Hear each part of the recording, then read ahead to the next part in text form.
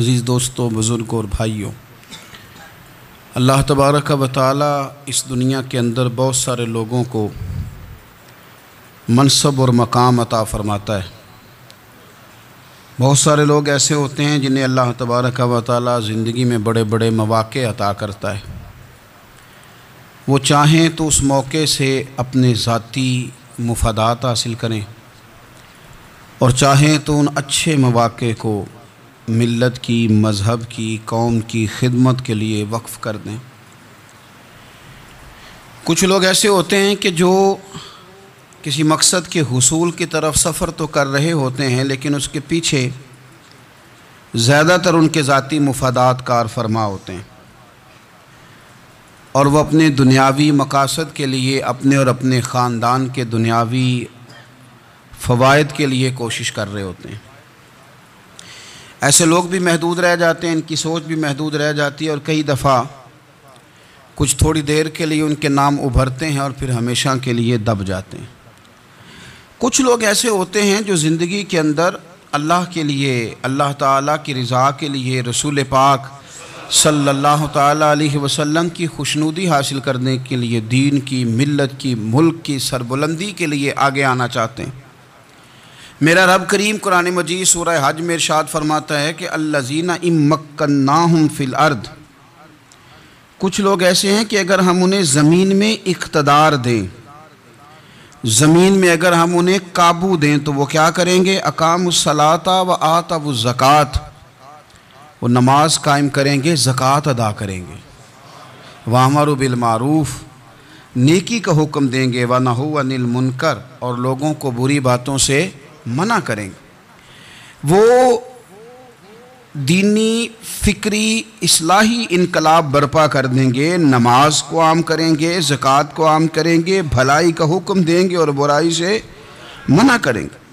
اللہ تبارک و تعالیٰ نے ان لوگوں کو جب اقتدار دیا، وہ کون لوگ تھے؟ سیدنا صدیق اکبر، حضرت فاروق اعظم، سیدنا عثمان غنی، حضرت مولا علی رضوان اللہ تعالیٰ علیہم اجمعین۔ اللہ نے جب ان لوگوں کو اقتدار دیا زمین کے اندر، اللہ تبارک و تعالیٰ نے انہیں نبی پاک علیہ الصلاۃ والسلام کی نیابت کے لیے چنا، تو ان لوگوں نے یہ انقلاب برپا کیا، نمازیں عام ہو گئیں، شوق سے لوگ صدقات و خیرات دینے لگے، بھلائی عام ہوئی، برائی کا کلا کما کیا گیا۔ ہمارے ہاں بھی لوگ احتساب کی باتیں کرتے ہیں، ہمارے ہاں بھی لوگ کہتے ہیں کہ میں رشوت خوری کو، کرپشن کو، ناجائز چیزوں کو ہمیشہ کے لیے جڑ سے اکھیڑ پھینٹوں گا۔ لوگ دوسروں سے مطالبہ کرتے ہیں کہ یہ سارے کام جائز کریں، لیکن خود اس پر عمل کرنے کو تیار نہیں ہوتے۔ یاد رکھ لیں کہ یہ جو احتساب ہے، یہ انسان کی اپنی ذات سے شروع ہوتا ہے۔ آپ جب نظام احتساب دنیا کے اندر مستحکم کرنا چاہتے ہیں تو اس میں پھر آپ کو اپنی ذات کو سامنے پیش کرنا پڑے گا۔ آج ہم بات کرنے جا رہے ہیں سیدنا فاروق اعظم رضی اللہ تعالیٰ عنہ۔ تو جناب عمر فاروق رضی اللہ تعالیٰ عنہ کا جو نظام احتساب ہے، انہوں نے اس کو گھر سے شروع کیا تھا، اپنے آپ سے اس کا آغاز فرمایا تھا۔ ہمارے ہاں یہ ہوتا ہے کہ جس بندے کے اکاؤنٹ میں اچھے خاصے پیسے ہیں، وہ بل جمع کرانے جائے تو اسے لائن میں نہیں لگنا پڑتا، مینیجر صاحب اسے آگے بلا لیتے، تو وہ بعد میں کیا کہہ رہا ہوتا ہے؟ کہتا دیکھو اللہ نے کتنی عزت دی ہے، مجھے لائن میں نہیں لگنا پڑا۔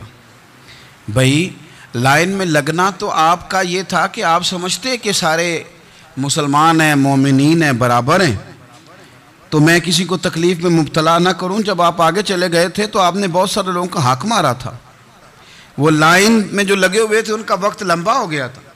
آپ نے تو اپنے آپ کو احتساب کے لیے پیش ہی نہیں کیا، بلکہ آپ نے کہہ دیا کہ جناب میرا تو رتبہ اعلیٰ ہے، لہذا یہ میرا حق بنتا تھا، مجھے تو استحکام ملنا چاہیے تھا۔ یہاں بہت سارے لوگوں نے اپنے حق میں چیزوں کو اور رنگ میں پیش کیا۔ سیدنا فاروق اعظم رضی اللہ تعالیٰ عنہ نے اس نظام احتساب کو اپنے گھر سے شروع فرمایا۔ حضرت عمر فاروق رضی اللہ تعالیٰ عنہ اپنے بچوں سے فرمایا کرتے تھے کہ جب میں حکم لوگوں کو کروں گا نا، اپنی رعایا کو، مسلمانوں کو میں کوئی حکم دوں گا تو تمہیں پہلے اس پر عمل کرنا پڑے گا۔ آپ فرمایا کرتے تھے یاد رکھنا، لوگ تمہیں اس طرح دیکھیں گے، لوگ اس طرح تمہیں دیکھیں گے جس طرح گوشت کھانے والا پرندہ گوشت کو دیکھا کرتا ہے. چیل گوشت کھاتی ہے تو کیا کبھی اس کو پیغام بھیجنا پڑا ہے کہ تو آجا یہاں گائے مر گئی ہے, بھینس مر گئی ہے؟ خود بخود اس کی نظر ہوتی ہے, وہ پہنچ جاتی ہے. جناب عمر فرمانے لگے میرے گھر والوں, میرے بیٹوں, میری بیٹیوں, میری اہلیہ, لوگ تمہیں اس طرح دیکھیں گے جس طرح گوشت کھانے والے پرندے دیکھتے ہیں. لہذا میں جب کسی کو عمل کروں تو پہلے تمہیں اس پر عمل کرنا پڑے گا جب میں کسی کو حکم دوں. آپ فرمانے لگے یاد رکھنا اگر تم نے میرا حکم نہ مانا تو غیروں نے حکم نہ مانا تو انہیں ایک سزا ملے گی, اور اگر میرے گھر والوں نے نہ مانا تو ڈبل سزا ملے گی. تم پر ڈبل سختی کی جائے گی کہ تم نے میری بات کیوں نہیں مانی. یہ نظام احتساب ہے. ہم نہ دوسروں کے بچوں کا گلا کاٹ کے اپنے بچوں کی خوشیاں لینا چاہتے ہیں. ہم چاہتے ہیں کہ دوسروں کے بچوں کے حصوں کا مال میرے گھر میں آ جائے. آ جاتا ہے. کچھ لوگوں کی سیاست چل جاتی ہے, کچھ لوگوں کا فریب اور فراڈ کام کر جاتا ہے, لیکن وہ گھر روشن نہیں ہوتے. ان گھروں میں پیسہ ہوتا ہے پر قرار رخصت ہو جاتا ہے. ان گھروں میں آسانیاں اور وسعتیں تو آ جاتی ہیں لیکن ایک دوسرے کا احترام ختم ہو جاتا ہے. سیدنا فاروق اعظم رضی اللہ تعالیٰ عنہ کا یہ طریقہ تھا کہ وہ اپنے بچوں پر سختی کرتے. آپ ہمارے ملک میں یہ نظام ہے, موجودہ حکمران ہو یا ان سے پچھلے, بچے سب کے ملک سے باہر رہتے ہیں. یہاں رہتے ہیں تو محلات میں, باہر جاتے ہیں تو بڑی بڑی آسائشوں میں. ان کے بچوں کے لیے قانون بھی الگ سے ہیں, قاعدے بھی الگ سے ہیں, اور ہمارے ملک کے اندر تو ایک باقاعدہ پروٹوکول کا سسٹم ہے. اس سسٹم سے گزر کر بڑے بڑے لوگ چلنا پسند کرتے ہیں. ہمارے زمانے میں بھی کچھ چیزیں سرکاری ہوتی ہیں خالص, لیکن عجیب نظام ہے نا, ہر چیز کا کرایہ بڑھ جاتا ہے, سرکاری دکان کا نہیں بڑھتا. باقی دکانیں 5-6 سال کے لیے ملتی ہیں, سرکاری دکان پہ آپ قبضہ کرنا چاہیں تو پورے 100 سال کے لیے مل جاتی ہے. چونکہ یہ عام عوام کی پراپرٹی ہے تو اس کے ساتھ جو مرضی کو سلوک کرے. ایک سرکاری چراگاہ تھی جس کے اندر جانور چرا کرتے تھے. ہمارے ہاں بھی پنجاب میں کچھ جگہیں ہوتی ہیں تو ہم لوگ کہتے ہیں شام لاٹ ہے. سرکاری چراگاہ میں جانور چرا کرتے تھے. حضرت عمر فاروق رضی اللہ تعالیٰ عنہ کے صاحبزادے سیدنا عبداللہ ابن عمر رضی اللہ تعالیٰ عنہ نے بھی ایک اونٹ خرید لیا. تو سب لوگوں کے جانور سرکاری چراگاہ میں چرتے تھے, آپ نے بھی اپنا جانور وہاں چرنے کے لیے, کھانے پینے کے لیے چھوڑ دیا. وہ جب اونٹ آیا تو پتلا تھا, کچھ دنوں کے بعد وہ فربا ہو گیا, طاقتور ہو گیا, موٹا تازہ ہو گیا. حضرت سیدنا عبداللہ ابن عمر رضی اللہ تعالیٰ عنہ نے بیچا تو وہ ڈبل قیمت سے بھی زیادہ کا بکا, کیونکہ پہلے دبلا پتلا تھا, اب موٹا تازہ فربا ہو گیا. حضرت سیدنا فاروق اعظم رضی اللہ تعالیٰ عنہ کو پتہ چلا تو بلایا, فرمایا پتر اونٹ بیچ دیا ہے؟ ابا جی بیچ دیا ہے. فرمایا کتنے کا خریدا تھا؟ اتنے کا. بیچا کتنے کا؟ ڈبل قیمت بتائی. فرمایا اس طرح کر کے اصل رکھ لے اور جو اوپر ملی ہے مجھے دے دے.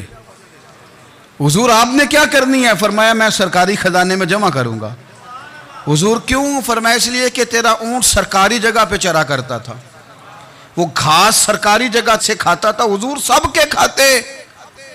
حضرت عبداللہ ابن عمر کہنے لگے سب کے کھاتے ہیں. آپ فرمانے لگے تو سب میں شامل نہیں ہے, تو امیر المومنین کا بیٹا ہے, تجھے میں یہ حق نہیں دے سکتا, تیرے اوپر تھوڑی سختی زیادہ کی جائے گی, تجھے یہ حق نہیں ملے گا.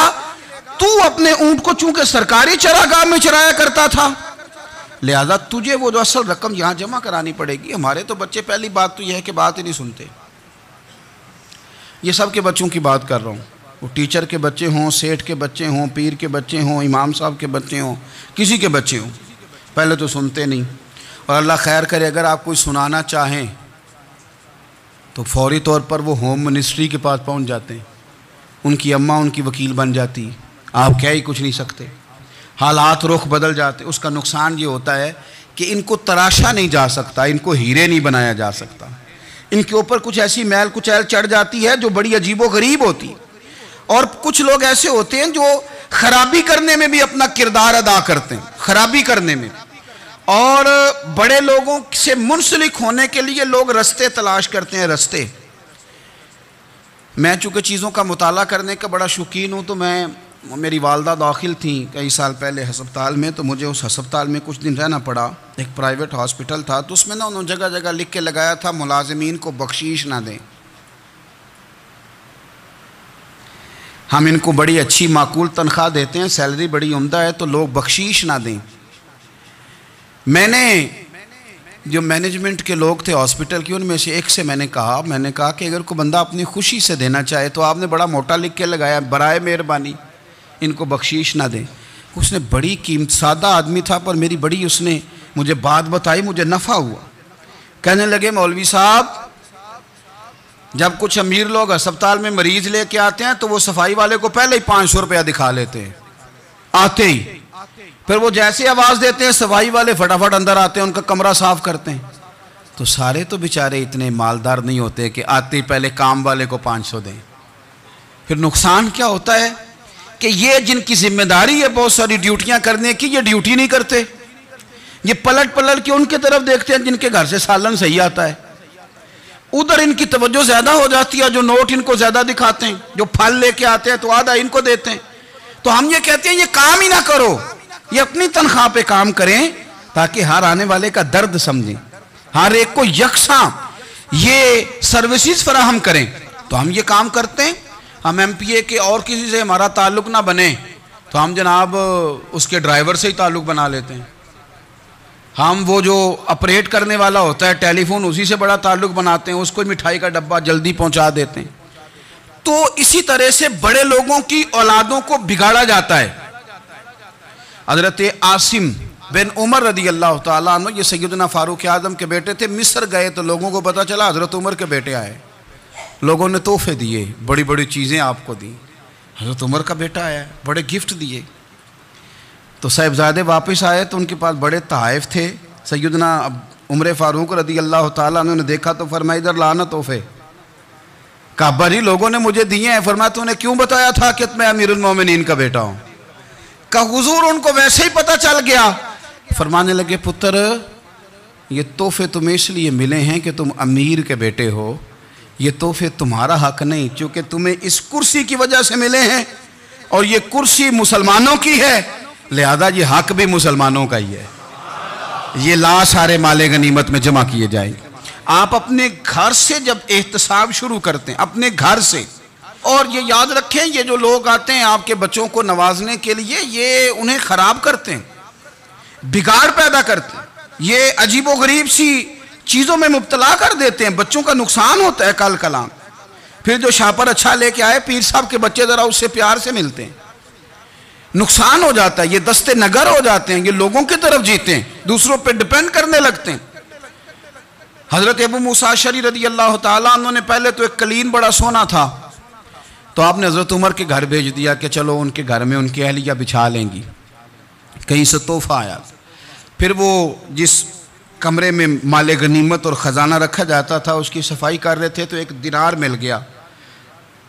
تو وہ دینار بچے سارے جا رہے تھے تو ان میں سے حضرت عمر کے ایک بیٹے کو چھوٹے کو بلایا اور بلا کے کہا پتر یہ دینار لے لو.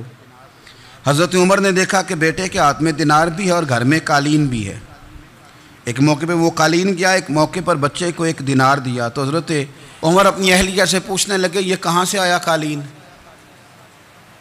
کہا جناب ابو موسیٰ اشعری رضی اللہ تعالیٰ عنہ نے بھیجا ہے.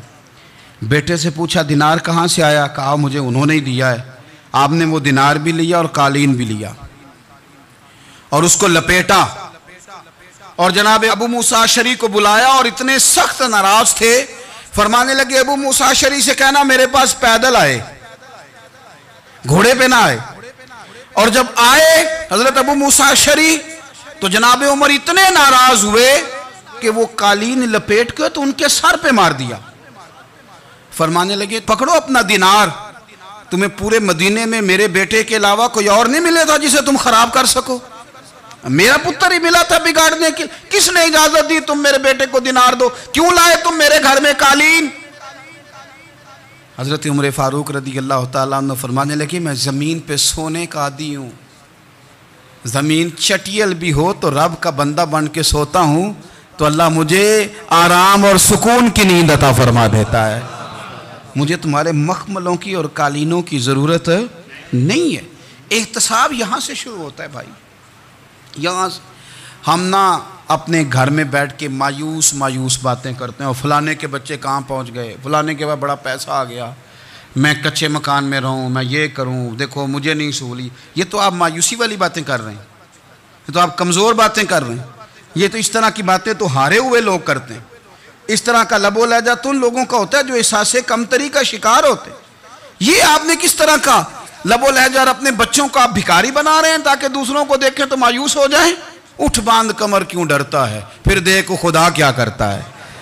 آپ کا جو احساس ہے وہ اتنا خوبصورت ہو، آپ کے لہجے کے اندر اس قدر ٹھہراؤ ہو، آپ کو اطمینان آ چکا ہو، اور آپ کے بچے کبھی بھی کمپیریزن نہ کریں اپنا کسی کے ساتھ، کبھی بھی انہیں کرنے نہ دیں۔ آپ کبھی وہ کبھی یہ بات نہ کریں کہ فلانے زیادہ اچھا کھاتے پیتے ہیں تو ہم کدھر ہیں، کرنے نہ دیں انہیں بتائیں کہ بیٹا اپنی مٹی پہ چلنے کا سلیقہ سیکھو، سنگ مرمر پہ چلو گے تو پھسل جاؤ گے۔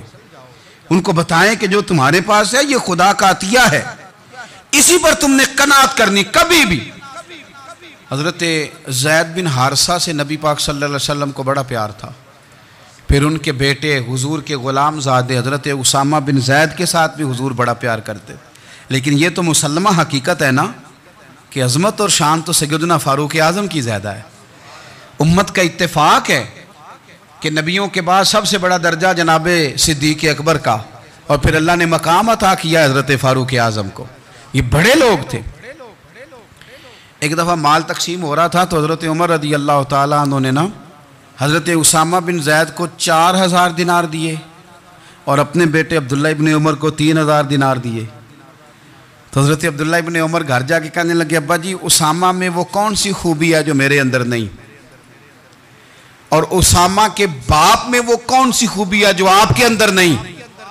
تو حضرت عمر کی عاجزی دیکھیے، حالانکہ بالاتفاق دنیا جانتی ہے کہ جناب عمر فاروق رضی اللہ تعالیٰ عنہ افضل ہیں، پھر بھی پتہ اپنے بیٹے سے کیا کہتے ہیں، فرماتے ہیں او سن یار، وہ خدمت گزار ہیں نبی پاک کے، وہ بھی حضور کے گھر میں ڈیوٹی کرتے، نوکری کرتے، اور ان کے بیٹے بھی حضور کی نوکری کرتے، یہ خدمت گزار ہیں۔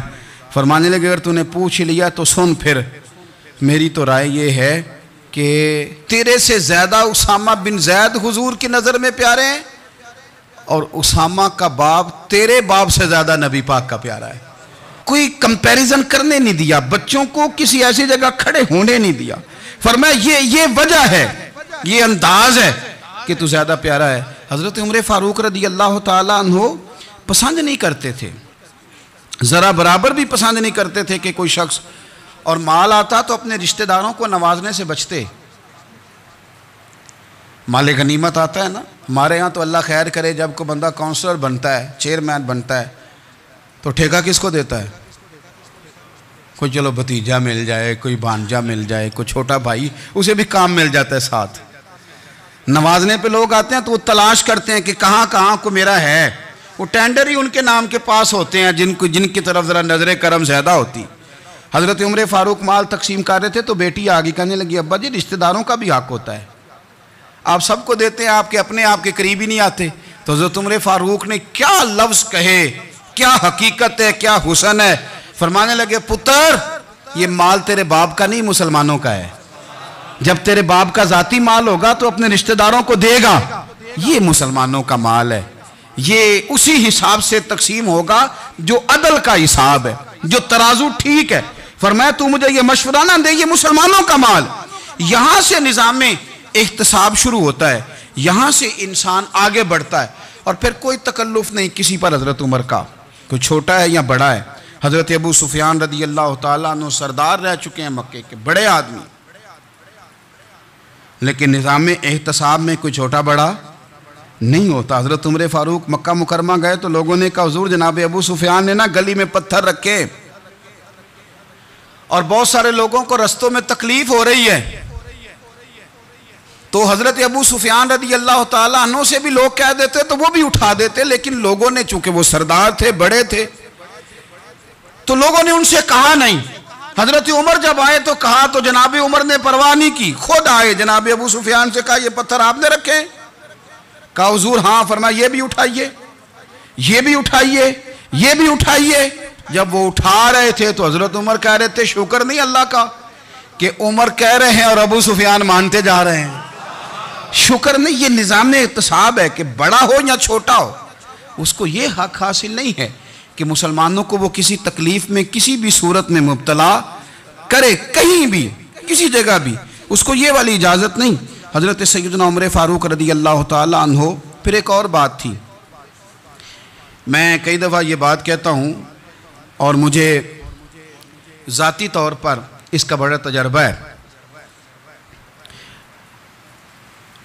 کچھ لوگ نا خوشامد پسند ہو جاتے ہیں, بڑی عمدہ تعریف کرتے ہیں, اوئے ہوئے ہو پول باندھتے ہیں پورے. آپ کے پاس آئیں گے تو کہیں گے جناب آپ سے زیادہ اچھا بندہ ہی کوئی نہیں. تو وہ نا آپ سے کام نکلواتے ہیں, پھر وہ کسی دوسرے کے پاس جاتے ہیں تو اسی طرح کا رویہ وہ دوسروں کے ساتھ کرتے ہیں.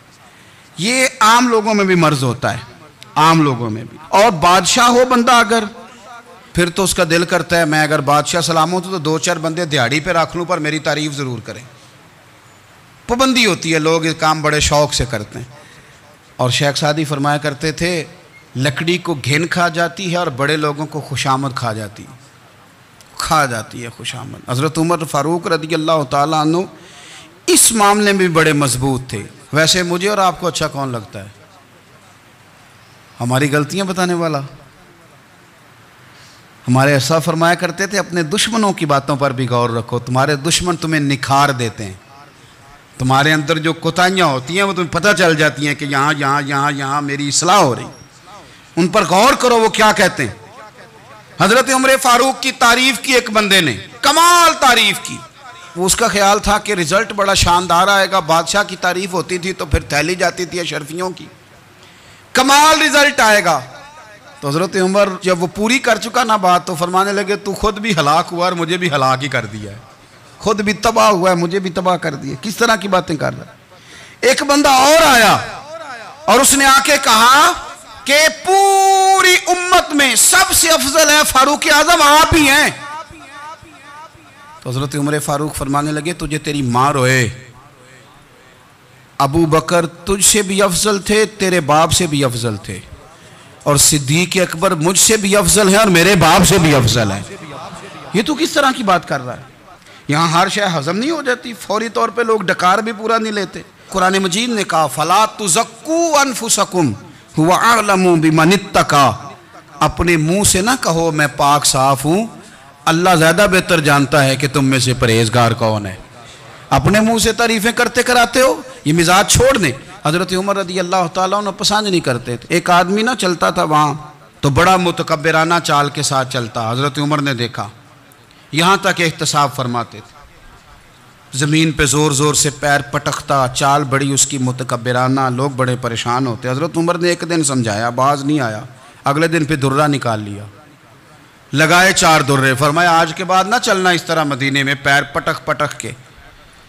اس وقت تو اسے غصہ لگا, لیکن کچھ دیر کے بعد نا جب غصہ اترا تو حضرت عمر کے پاس آیا, کہنے لگا حضور اللہ آپ کا بھلا کرے, آپ نے درے نہیں مارے, آپ نے تو شیطان بھگا دیا جو میرے ساتھ چمٹا ہوا تھا.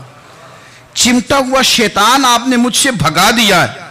یاد رکھیں مسند امام احمد بن حنبل میں حدیث ہے, اللہ کے پیارے رسول صلی اللہ علیہ وسلم فرماتے ہیں جو دنیا میں متکبرانہ چال کے ساتھ چلتا ہے نا, قیامت کے دن وہ اللہ سے اس حال میں ملے گا کہ رب اس سے ناراض ہوگا. متکبرانہ چال سے نہیں چلیں گے. تو حضرت فاروق اعظم رضی اللہ تعالیٰ عنہ کا یہ طریقہ تھا کہ آپ خیال کرتے, اور پتہ کس طرح کا آپ کا مزاج تھا. فرماتے تھے تقسیم کرو, دوسروں کا بھی خیال رکھو. جس طرح بندہ دیوانہ وار نہیں لوگوں کا خیال رکھتا کہ بندہ بگڑے کوئی نہ, دیوانہ وار. کچھ لوگ تبلیغ کرتے ہیں رسمی, اور کچھ لوگ ایسے ہوتے ہیں جو لوگوں کی اصلاح میں دیوانے ہو جاتے ہیں. ان کی خواہش ہوتی ہے یہاں بھی بندہ ٹھیک ہو جائے, یہاں بھی بندہ ٹھیک ہو جائے, یہاں بھی بندہ ٹھیک ہو. کچھ لوگ کڑی نگرانی کرتے ہیں کہ انسان بگڑنے نہ پائے. حضرت عمر فاروق رضی اللہ تعالیٰ عنہ نا گوشت والی دکان کے پیچھے جا کے بیٹھ گئے کئی دنوں تک. وہ کہنے لگا حضور یہاں کیا ہے؟ فرمایا تو اپنا کام کرنا. گوشت والی دکان پہ بیٹھے, کام کر اپنا, نگرانی کرنے لگے حضرت عمر. پھر آپ نے نا وہ بندے پکڑ لیے. کون؟ جو 2 دن مسلسل گوشت خریدنے آئے. پکڑ کے کھڑا کر لیا. فرمایا تو کل بھی گوشت لینے آیا تھا؟ حضور ہاں. فرمایا آج پھر کھائے گا؟ حضور جی. تو آپ فرمانے لگے کیا تیرے محلے سے غربت ختم ہو گئی ہے؟ تیرے رشتہ دار سارے پیٹ بھر کے کھاتے ہیں، تو 2 دن گوشت لینے آتا ہے؟ فرمایا آج کے بعد مسلسل گوشت لینے آیا تو درے سے ماروں گا، خبردار یہ کام نہ کرنا. یہاں تک نظام احتساب کا جب خیال رکھا جائے پھر حالات بگڑا نہیں کرتے، پھر وہ قابو میں رہا کرتے ہیں. حضرت عمر فاروق رضی اللہ تعالیٰ عنہ اس ترتیب کے ساتھ اصلاح کرتے، اس ترتیب کے ساتھ. سیدنا فاروق اعظم رضی اللہ تعالیٰ عنہ کی ایک بات آخر میں عرض کرنی ہے، وہ میں بھی اپنے اوپر لاگو کروں، آپ بھی غور کریں. حضرت عمر فاروق رضی اللہ تعالیٰ عنہ نے خط لکھا حضرت ابو موسیٰ اشعری کو. آپ فرمانے لگے یاد رکھنا جو گورنر، جو امیر اپنے رب کریم کی فرما برداری کرتا رہتا ہے نا، اس کی رعایا بھی اس کی فرما برداری کرتی ہے. اور جو لوگ اپنے رب کریم کی فرما برداری چھوڑ دیتے ہیں، پھر جنہوں نے ان کی فرما برداری کرنی ہوتی ہے وہ ان کی فرما برداری چھوڑ دیتے ہیں. آپ نے سپہ سالاروں کو خط لکھے تھے، فوج کے جو جرنیل تھے، کمانڈو تھے، ان کو خط لکھے تھے. فرمایا جو سپاہی نماز نہیں پڑھتا اسے فوج سے نکال دو. اور ساتھ لکھا تھا یاد رکھو جو رب کا وفادار نہیں وہ ہمارا کیسے ہو سکتا ہے، نکال دو ان لوگوں کو، فوج سے الگ کر دو. ہم آج جو بے پناہ پریشان ہیں، ہمارے بچے بات نہیں مانتے، شاگرد بات نہیں مانتے، ہم شکوے کرتے ہیں، بے ادبی بڑھ گئی. ادب کے ساتھ میں گزارش کروں گا بڑوں کی بارگاہوں میں، جو میری طرح کے بڑے بنے ہوئے ہیں، بزرگوں سے نہیں بات کرتا، ان سے میں کہوں گا کہ ہمیں ایک دفعہ اپنے اوپر بھی تو غور کر لینا چاہیے. کہیں ایسا تو نہیں ہے کہ ہم جب تک اللہ تعالیٰ کے فرما بردار تھے، جب تک ہم تقوی کے معیار پر تھے، ہماری بات ماننے والے ہماری بات مان رہے تھے.